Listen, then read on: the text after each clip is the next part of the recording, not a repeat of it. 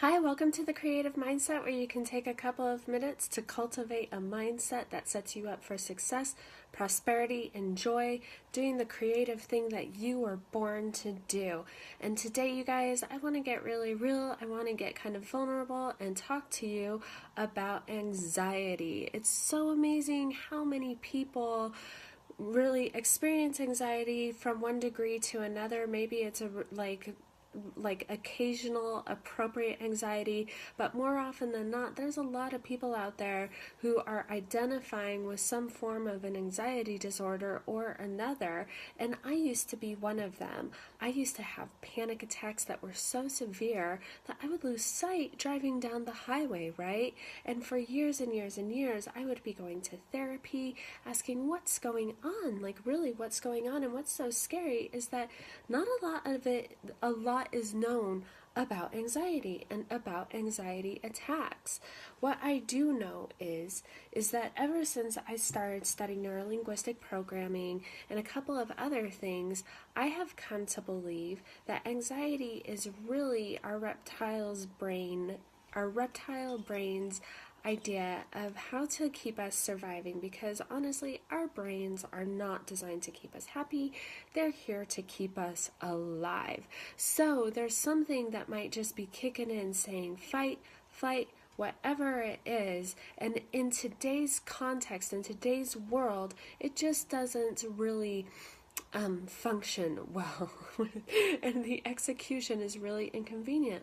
Also, in today's world, we have so much stimuli, all of the information coming at us all the time. We're seriously not designed to handle that much stimuli, right?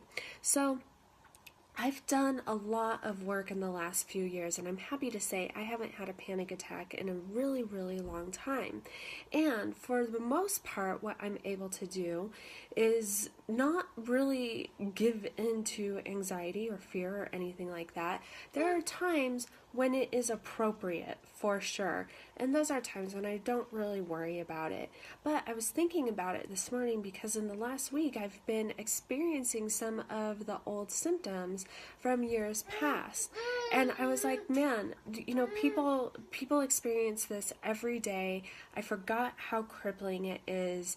I don't like it. It's such a horrible feeling, and honestly, those years of identifying with anxiety and depression is a huge part of what drove me to do what I do now, because I love helping people gain the tools so that they can keep going on and create and do what they love instead of giving into paralysis or sort of like shrinking back or however it manifests. Basically, I want people to make their art, right?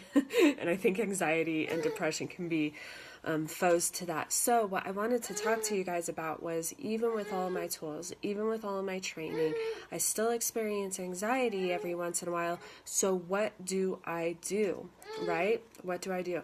Well, there's a video that you can find on YouTube, on my YouTube channel, called Making Friends with Your Inner Asshole, and that will go into huge detail about really viewing the fear as something that wants to help you, right? So instead of pushing it away, instead of trying to shame it out of existence, which actually compounds the problem, then we can actually thank it and appreciate it and see if there's anything to learn from it. So for instance, this morning when I was feeling a little untethered, I was like, okay, is there anything to learn?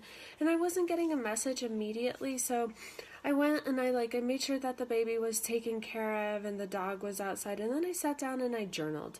I just journaled it out. I let it all out. I didn't pick up my phone. I didn't open up my computer. I just wrote it all out. And in that, I let all of the nastiness, all of the fear kind of leave. And then I told myself, just in my journal, very consciously, what is the bigger picture here? What is the truth? And the truth is, I'm ready for serving on a massive scale. I'm ready for this. I'm ready for that. What does that look like? So I took it to big picture, like my heart's mission, basically my life's mission. And then sometimes what I find when I'm feeling anxious is that I'm a little too high level, and it really helps to chunk it down into little bitty tasks, right? into little bitty tests. So what does that look like today? It looks like updating my social media because I've been kind of like out of the fold for the last 4 days while I've been connecting with family members. It looks like meditating. It looks like getting together my schedule. It looks like following up with people I need to follow up with. So what would that look like for you? So when there's like bite-sized, doable tasks in front of me that I know are connected to the larger picture, I feel a lot better. Okay, so I made that shift, and then I made sure I had a really nutritious, grounding breakfast. After that, I evaluated, do I need coffee or not? Because caffeine is not anxiety's friend. And then I meditated, and then I got to work. So take what you will from that. Leave it in the comments below. What do you do to help your anxiety? Actually reject that. What do you do to eliminate anxiety when you start to experience it? By the way, never call it your anxiety, because then you're owning it and it starts being more incorporated into the unconscious fold, thus perpetuating an awful, awful cycle. I want you to be free and clear of that. Let me know in the comments below.